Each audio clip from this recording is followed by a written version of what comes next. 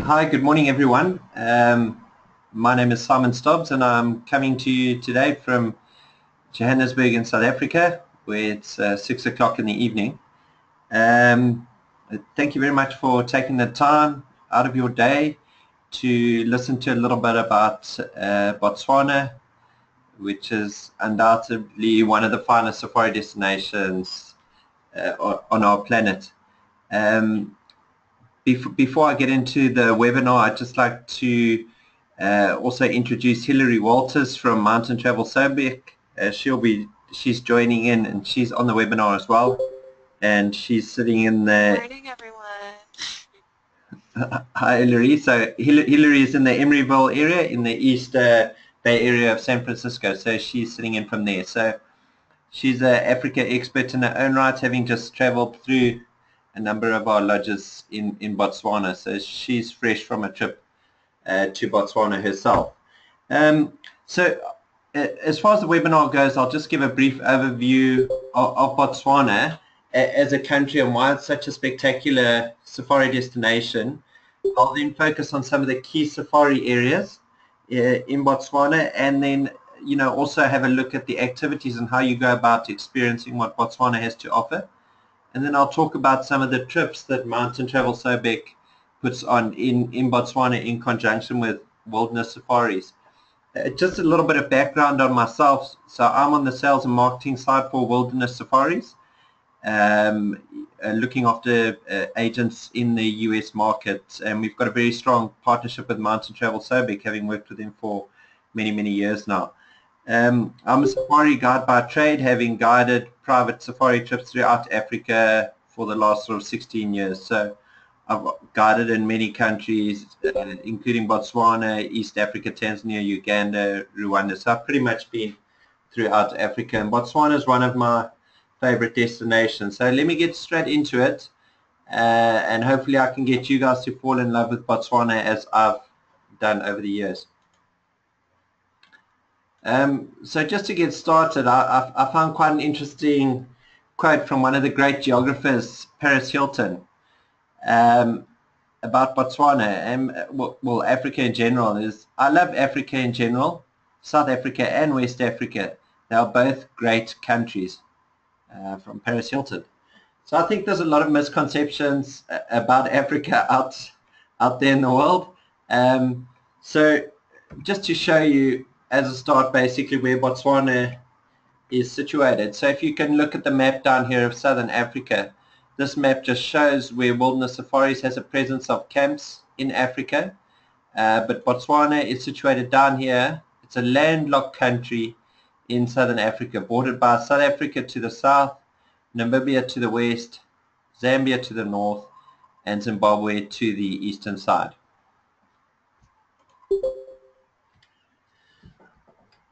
This image shows the flag of Botswana, and it's quite an interesting flag in its own right. But I'm just going to use this to chat a little bit about the history of the country of Botswana. Botswana gained independence from the British government in 1966. And the interesting thing linked to that is that in 1967, they made a huge diamond find in Botswana. And after that, it turned into quite a wealthy country.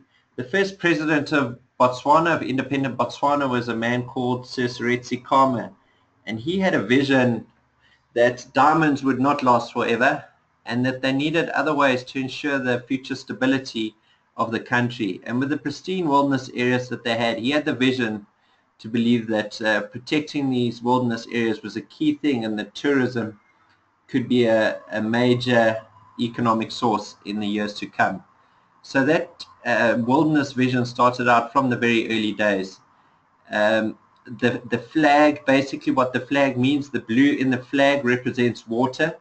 Water is a key thing in Botswana, with it being a landlocked country and also largely a desert area, with desert accounting for 3/4 of the country's land surface. The white and black lines in the middle, they represent the national animal of Botswana, which is a zebra, or a zebra as you'll say, in the United States. And it also represents racial harmony. There's never been any racial issues in Botswana, and interestingly enough, Seasonality was married to a white lady called Ruth Williams. So from the day he first stood up in front of the country, there were never any political issues around that. So just a little bit on the size of Botswana. So the picture on the left of your screen shows the Okavango Delta, which is one of the most spectacular wilderness areas within the country. But from a size, you're looking at a country of about 230,000 square miles, which is largely dominated by the Kalahari Desert. To put it in perspective, that's slightly smaller than the state of Texas. But interestingly enough, from a population point of view, you're looking at a population of just over 2 million people in that 231,000 square miles. So not a lot of people in a large area. So when we look at Botswana as a safari destination, there's so many choices for a safari in Africa, and I think when you're sitting on that side of the Atlantic Ocean deciding where to go on safari, you have to weigh up first and foremost which country you want to visit. So what are the key points about Botswana that make it unique? I think East Africa is a fantastic safari destination, but how does it differ? How does Botswana differ from that? So I think the best way to explain this is I'll look back on some of the history of wilderness safaris and why we decided when our company was founded in 1983, why we decided to venture into Botswana. Wilderness Safaris was founded by two pioneering guides who wanted to do safaris in a different way. They wanted to go and explore wild, remote, untouched wilderness areas, but they wanted to do it in such a way that could give back to the local communities. And Botswana was the perfect place to do that. They had communities living around wild and remote areas, and they had this pristine wilderness area. So we went into Botswana in 1983, operating mobile safaris, as you can see there. And over the years, the business has grown. We now have close to 20 lodges in Botswana itself, and the safaris are conducted in a lot more of a high-end fashion than what you see there. So the remote and pristine wilderness areas was one thing. The second thing, and I think this picture showcases that very well, is why Botswana is so unique. If you look at this picture, Botswana has an incredible diversity of habitats. If you just look in this one image, you've got grassland areas, you've got seasonally flooded areas with the Okavango Delta, you've got woodland areas that you can see at the back of the image there. And to go with that, the diversity and the remote wilderness, untouched wilderness, you've also got great game viewing to boot. These animals in this image, by the way, are red letchworm, which is a species which is quite dominant in the Okavango Delta. This aerial photo showcases one of the permanent channels running through the Okavango Delta, and I think it just highlights the remote wilderness that Botswana is. So within wilderness safaris, our camps in Botswana, you're looking at an average amount of land per bed that we have of about 5,000 acres of land per bed in Botswana. So it's a lot of land for each person to explore. It's also very much an untouched land, and we have the opportunity to view these animals in their wild habitats, like you can see here with the letchworm on a seasonally flooded grassland, viewing them from an open safari vehicle, which is how we do our game viewing there. So very much untouched wilderness area, remote and pristine. But it's not only that. Botswana has fantastic large mammal viewing. All of the big five animals, the lion, leopard, elephant, rhino and buffalo, occur in Botswana, and you have fantastic viewing of these animals on safari in Botswana.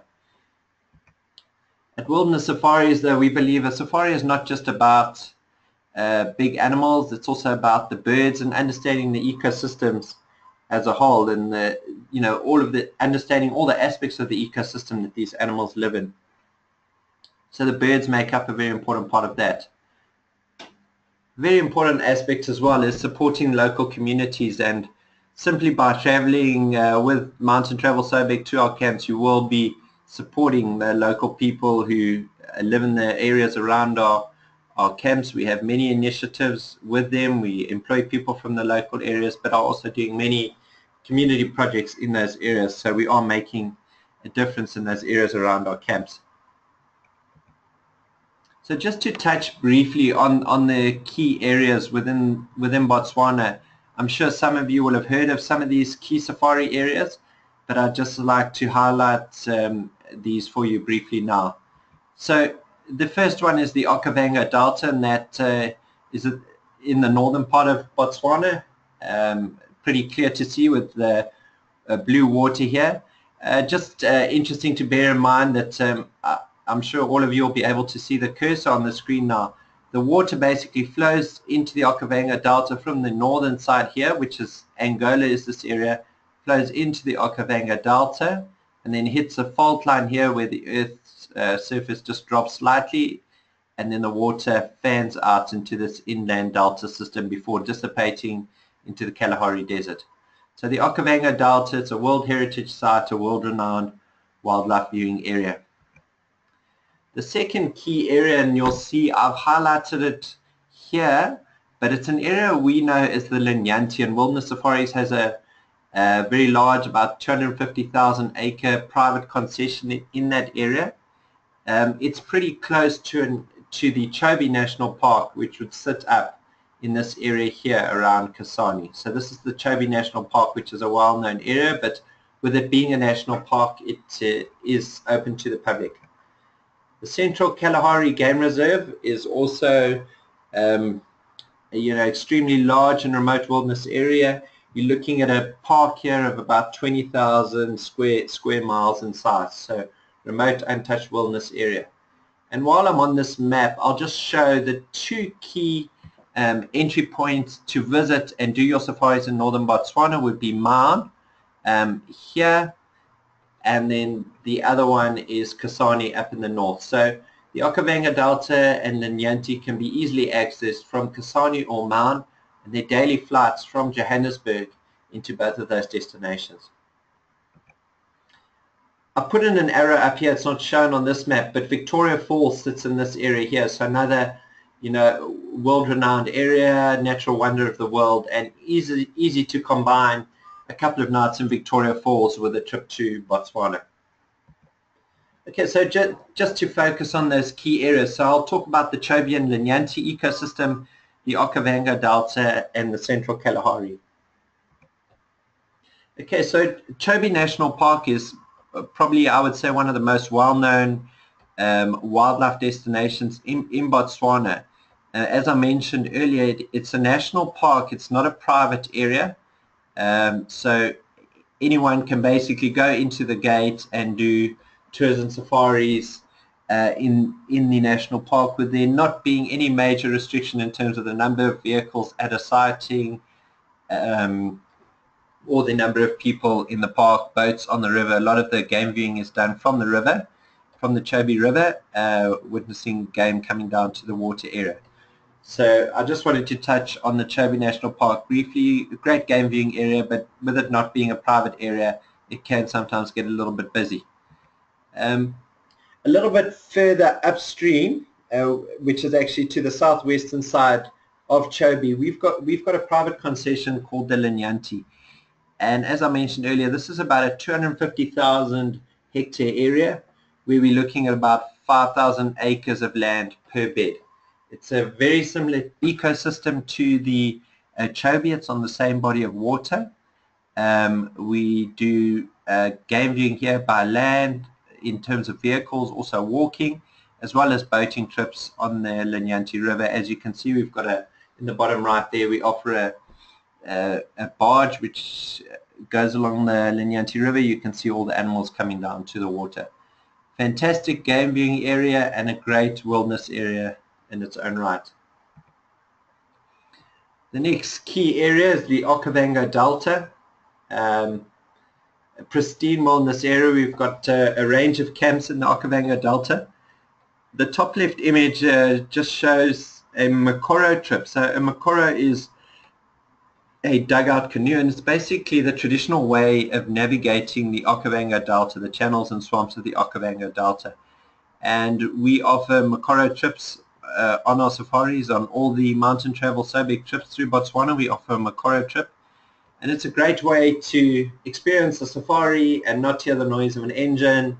You can hear the sound of all the birds, the sound of the wildlife, and you get up close and personal with all the things in the water. The right-hand image at the top shows a safari and open game viewing game vehicle. I think a key thing just to bear in mind, if you look at this image, you can see we've got two lionesses sitting on top of a mound here. A safari vehicle behind them. The lions aren't even looking at the people, the vehicle. So it just shows we can pretty much view these animals without impacting on them, disturbing them, and that's pretty much in a truly wild and remote area. Those lions don't have to sit there. They can walk away at any stage and carry on with their normal lives. So we get really fantastic views of these animals without disturbing them. The bottom left-hand image just shows some of the stuff we do.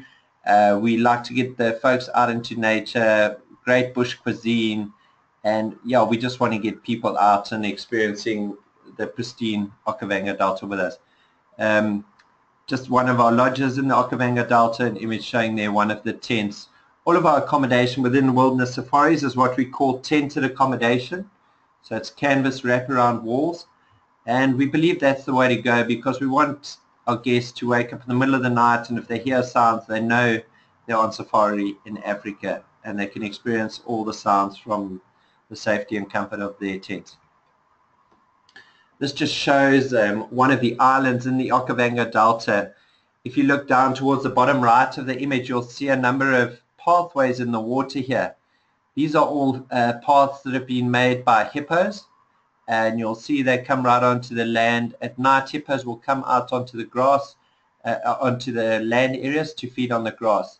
This particular island, if you look, you'll see it's a heart-shaped island, and it's actually an island called Pello, where we have one of the camps which we use on one of the mountain travel Sobek trips. The camp is situated in this area here. If you look carefully, you might see some of the rooms around this area here. But it just shows how our camps blend into the wilderness area. Some of the game viewing in the Okavango Delta, as beautiful as the area is, there's still fantastic game viewing in this area. And great leopard viewing as well in the Okavango Delta, one of the prime animals that people want to see on a safari to Africa. And then I've just put this image in again in the Okavango Delta. It just shows the vastness of the area, the pristine wilderness area, and the massive herds of red lechwe down in the front of in the foreground of the image. Then the last area which I'll touch on is the central Kalahari. I've got a picture in the top left there of two animals. I'd be interested to see if anyone knows what they are. If they could pop those in the chat, I'll be happy to share at the end of the presentation what they are. But yeah, always interesting to know. One of the things about the Central Kalahari is it does offer a great opportunity to see some of the lesser seen creatures and more elusive safari animals. The top right, we've got a very interesting community aspect to our camp in the Central Kalahari. It's an area where the Bushmen used to roam, and we get to understand how they used to live in such a arid, dry and wild environment.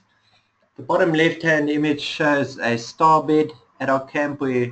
Our camp there is called Kalahari Plains, where we can literally set up a mattress on top of the roof and you can sleep out and enjoy the spectacular night sky of that wilderness area. And then the Kalahari is famed for its dark maned lions, so I'm just highlighting that there. This picture shows it as well. The animals in the back are springbok, which are the national animal of South Africa.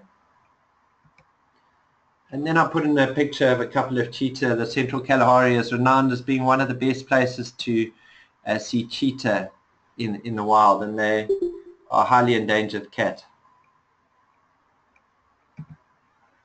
Okay, so just looking at activities now. So how do we go about exploring these great wilderness areas that I've just spoken about here?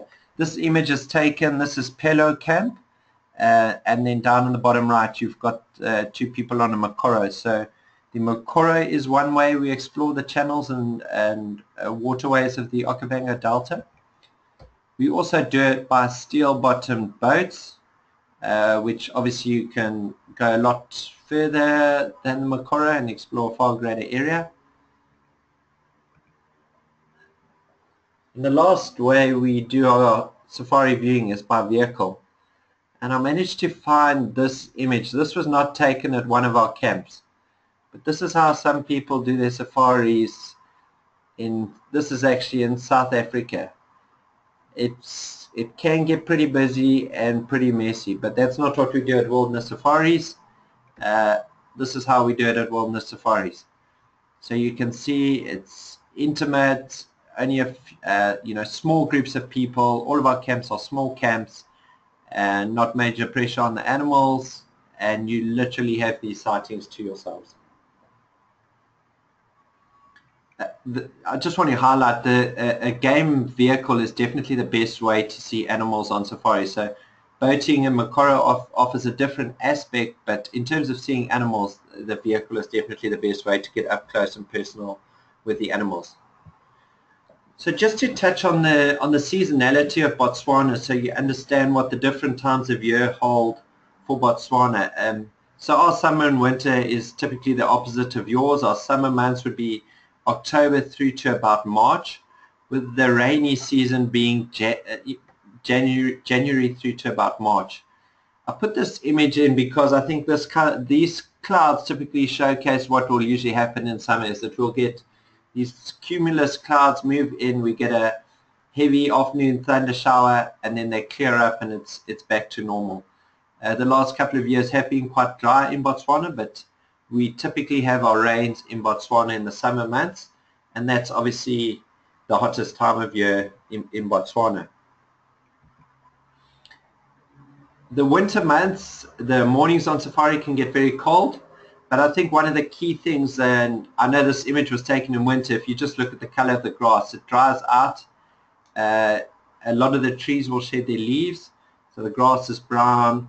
Very, very seldom get a day's rain in the winter months, but they offer completely different things to see. Summer is often when a lot of the young species are around, as well as many of the migratory birds. So I think animals like impala, wildebeest, kudu, the antelope, they will give birth to their young in the summer months when there's plenty of food around and lots of cover for them to hide. So both seasons have their pros and cons, definitely, but like I said, it can get pretty chilly in the winter months in the early morning on safari, and it can get very hot in the summer months as well. Just to touch basically on the seasonality of the Okavango Delta. So this is basically the Okavango Delta is at its fullest with water in the dry season. Because the water is coming down from the Angolan highlands, it takes a few months before it gets down into Botswana. So the rainwater in Angola, which finishes in March, will usually start getting into the Okavango Delta in April, with the peak amount of water in the Delta being in about July into August, and then it dries again. But many parts of the Okavango Delta will hold permanent water throughout the year. Again, it doesn't really matter what time of year you go to the Okavango Delta. There's many pros and cons of being in a specific area when the water is in or out. If the water's out, it gives you an opportunity to game drive in many areas where you can't normally game drive, and that allows for better wildlife viewing. When the water's in, as many of the islands, the animals will congregate on some of the islands, so it offers fantastic game viewing on those key islands.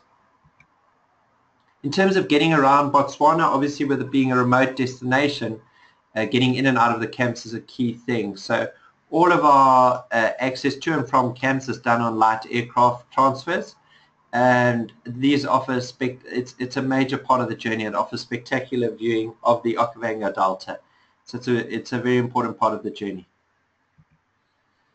Okay, so just to look at some of the camps that Mountain Travel Sobek uses on its set departure trips through our properties. Gomoti Tented Camp is in the southeast of the Okavango Delta. We just focus on game viewing here. This just shows an interior of one of the tents. There's only 5 tents at this camp, so your group would have sole use of this camp when you're staying at Gomoti Tented Camp. Linyanti Tented Camp, again, 4 tents here at Linyanti Tented Camp, overlooking the Linyanti River and great game viewing in the Linyanti area. Again, you'd have sole use of this camp on the Mountain Travel Sobek trips. Pillow, we've seen a couple of pictures of Pillow. This just shows one of the rooms at Pillow. Again, tented accommodation, everything you need. All of these tents have ensuite bathrooms, so you don't have to go outside your tent. If you do want to, there's an outdoor shower outside all of these tents as well, but everything is inside that you need. This just showcases the breakfast area at Pillow with views out over the Okavango Delta. The next camp is Kalahari Plains, and this just shows the dining area of Kalahari Plains looking west at sunset over the vast plains of the central Kalahari. One of the star beds, and then just the interior of the rooms at Kalahari Plains. Kijera is pronounced Kijera. It's a camp located on an island in the heart of the Okavango Delta, with the main focus being on the water activities here. That is the main area of Kijera Camp, and this just shows the interior of a tent at Kijera with views out over the seasonally flooded grasslands there. The final camp that I'd like to highlight is Dumatau, which is also in the Linyanti area, about 30 miles away from Linyanti Tented Camp, also on the Linyanti River. All the rooms have views of the Linyanti River, and this just shows the main area up top and the fire pit down at the bottom, which is actually a floating fire pit on the Linyanti Lagoon. So Mountain Travel Sobek offers 3 set departure trips which make use of a variety of these camps. All of these trips are led by some of our top private guides. That guide will meet you at the start of the trip and be with you right to the very end of the trip when you depart. So there's total closure of your trip from start to finish with having that private guide throughout. This classic Botswana trip does 3 nights in the Linyanti, 3 nights at Gomoti Tented Camp, and then finishes with 2 nights at Pillow. So there's a combination of 2 great game viewing areas and then the water experience at Pillow at the Okavango Delta to finish. The Botswana Flying Safari is again 3 nights at Gomoti Tented Camp with great game viewing there, 3 nights at Linyanti Tented Camp, and 2 nights at Kijera. And then the final one is the Botswana Green Season Safari. This image is of some African wild dogs, which is an extremely rare predator, a carnivore, and very rare, very elusive, but Botswana is one of the best places to still see them. The Green Season Safari, you can see here the green grass showing that this was taken in summer, so this would run in our summer months. It's 2 nights at Kalahari Plains, 2 nights at Gomoti, 2 nights at Kijera, and then finishing off with 2 nights at Dumatau, the last camp I showed you. So all of these, getting between the camps is all done on a flying basis. These are all small group safaris, 1 vehicle, guided by our private guide, sold to a maximum of 8 people. So it's a small, intimate safari.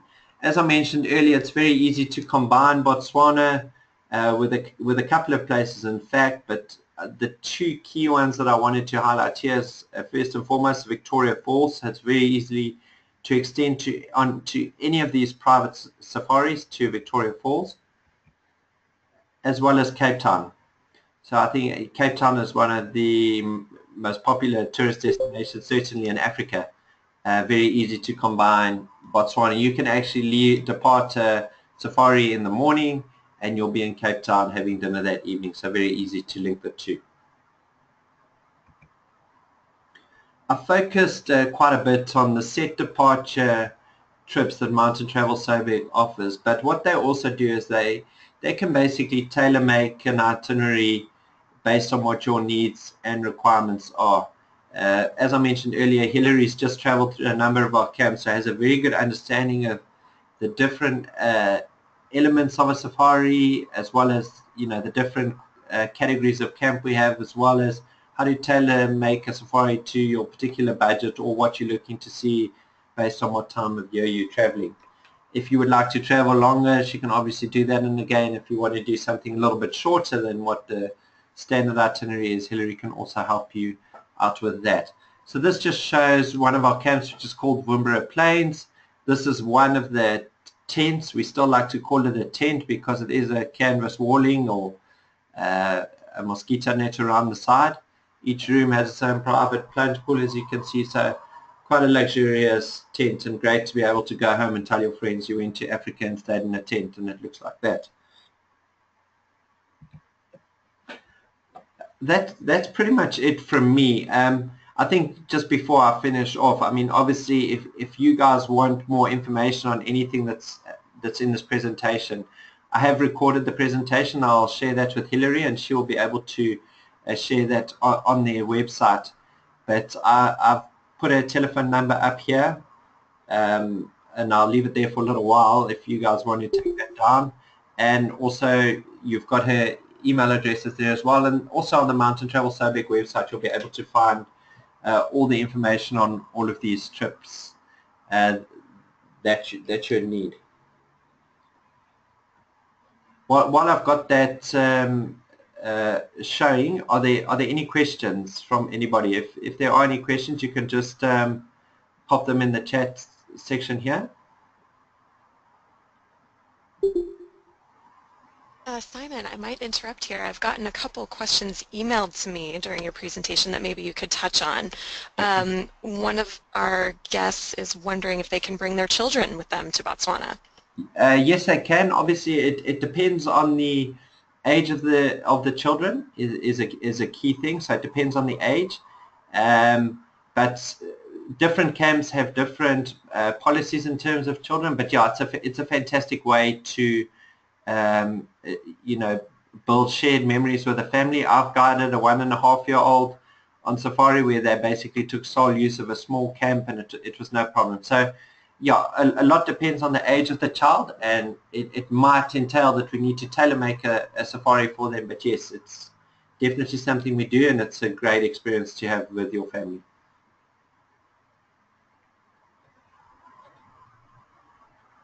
Were there other questions, Hillary?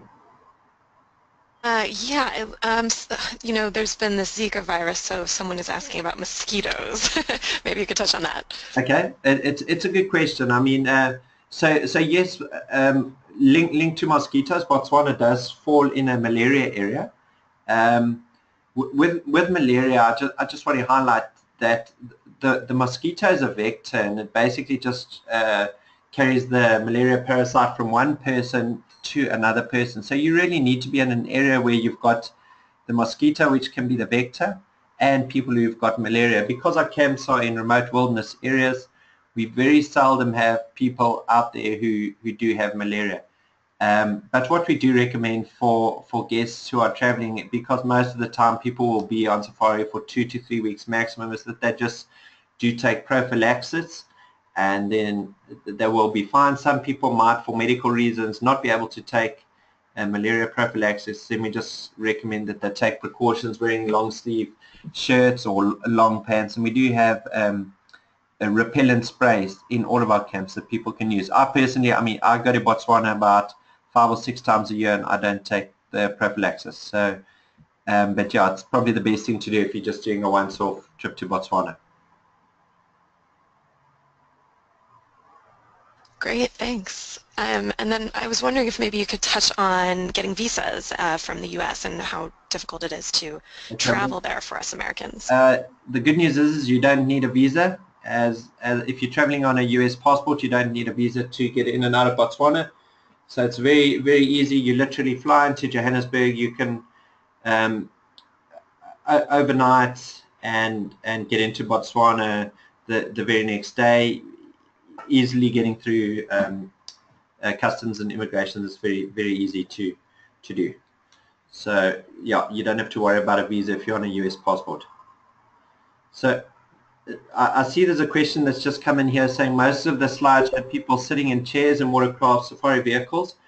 Are there any opportunities for walking? So yes, there are opportunities for walking. So that's another way that we explore some of the areas in which we operate.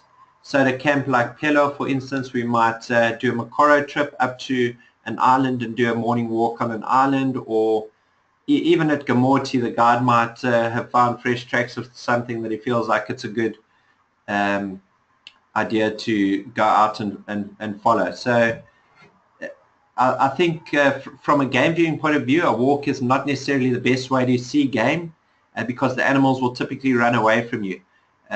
So a vehicle is definitely the best way to see game, but it does give a different aspect to a safari. So usually on a 6 to 8 day safari, you'll definitely do a couple of walks with a guide, but it's not an exercise, it's not a power walk, because you do need to be cognizant of what is around you. So yes, there are walks.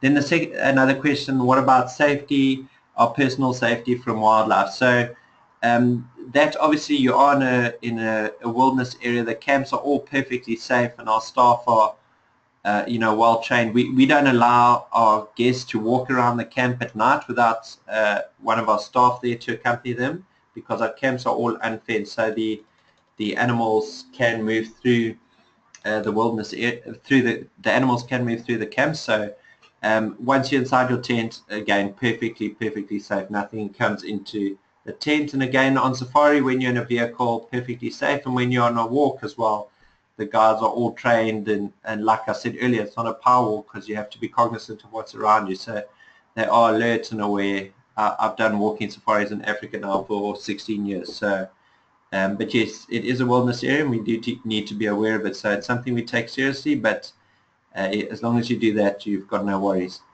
A question, what sort of background do the guides have? So within wilderness safaris, we have a range of camp guides who will work in our camps. So in each of the camps that I touched on, we have a group of guides who are based there. Then we have what we call our private guides who are based in Mound, and they have typically guides who've been working as camp guides for many years, and then they graduate into our private guiding departments, and they would lead these set departure trips. So if you're on a set departure trip, you would have the same guide from start to finish. If you do a tailor-made itinerary where you move from one camp to the next, you would typically get a guide allocated to you at each camp. But on the trips that I touched on, the classic Botswana, or the flying safari, or the green season, you'd have the same guide from start to finish. Then a question on what sort of cultural interactions.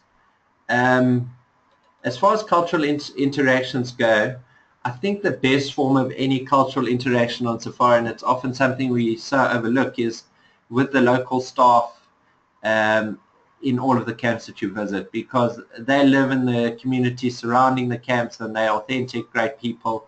The guide that you meet at the start of the trip will be with you for 8 days, and I can guarantee you'll be leaving at the end with having met a friend. But aside from that, on these trips, the only real place where there is some kind of cultural experience would be at Kalahari Plains camp, where I touched on the Bushman experience that we have there. In the other camps, because they're such remote wilderness areas, it's quite a long way to those nearest villages. So aside from the staff, which I think is the most authentic and best, there's no other form of cultural thing.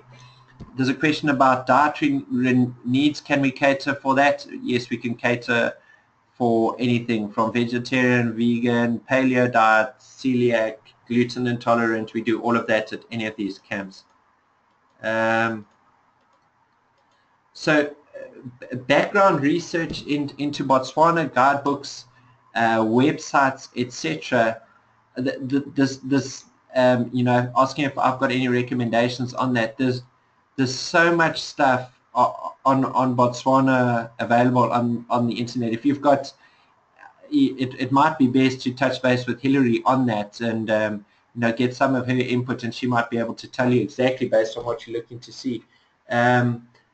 other than that, if you Yeah, look, and maybe I'll just throw in there right now. Sorry, Simon. no, no. Offer if any of you have any questions and you'd like to talk about our trips or the kinds of wildlife you can see or any of your specific questions later, definitely feel free to call me. I love talking about Botswana, and my number's up there on the screen, so for sure reach out to me. I'm at your disposal. Yeah. I mean, just to highlight that, I mean, there are, you know, some travel guides that are out there, but yeah, it's always best to chat to an expert. You never quite know what you're going to get in a travel guide. If you're just looking for books, there's a book called Cry of the Kalahari, which was written by Mark and Delia Owens, which talks about their time in the Central Kalahari Game Reserve, which I regard as what it really puts you there and lets you experience that wilderness area, and it's a truly emotional way of getting in touch with what happens in Botswana. So that's called Cry of the Kalahari. There's another question about meals. So what about meals? Can I elaborate? And so I mentioned earlier we can cater for any special diet, but a typical day on safari, you'd be woken up just before first light, because that's the best time to get out on safari. Before you head out, there would be some tea and coffee and some light snacks, maybe some yogurts, some toast, maybe some boiled eggs. And then you'd head out on a morning safari where you'd stop for some tea and coffee while you're out, and then returning to the lodge, usually around 11 o'clock, where you have a pretty lavish brunch, which will, yeah, takes quite some eating. And then you'll have a little bit of siesta time during the middle of the day, and then usually meeting at about 3 o'clock for high tea, which there will be sweets and savories available at high tea. You'll do an afternoon safari where you stop for some sundowner drinks, which is usually beers, gin and tonics, wines, or whatever people want, and then returning to the lodge about 7:30 for a typically 3 or 4 course dinner. So the food is fantastic, and if you're planning on going on safari to lose weight, I strongly advise against it, because yeah, there's a lot of food to be had. Okay, I think those are all the questions that have come into the chat box. Is there anything else or anything you'd like to add, Hillary? I think you've covered all the questions we've received on our end here too. Thank you so much, Simon. No, it's a pleasure from my side, and I just want to thank everyone for taking the time to join and learn about what really is a spectacular country and incredible safari destination. So thank you very much.